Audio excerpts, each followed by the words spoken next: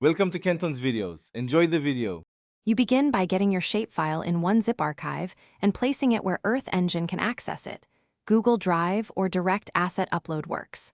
Once done, open the code editor and navigate to the Assets tab. Create a dedicated folder to keep things tidy. Then choose any W table upload and select the zipped file. You do this now to avoid name collisions and to ensure the projection and attribute schema are preserved during upload. Now focus on the upload dialog. Select your zipped shapefile, then assign a clear asset ID and folder so you can find it later.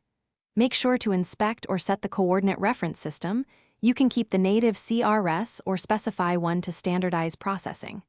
Also check attribute field encodings so special characters don't break. Finally, start the upload. Ingestion may take seconds to minutes depending on size, and Earth Engine will validate geometry. To finish, reference the uploaded table in your script using feature collection with the asset path, then print a small sample to confirm features and properties load correctly.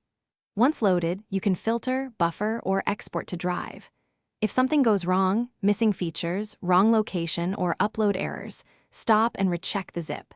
Ensure all required shapefile files exist. The PRJ is correct, and attribute names have no invalid characters. Re-upload after fixing, and repeat the verification step.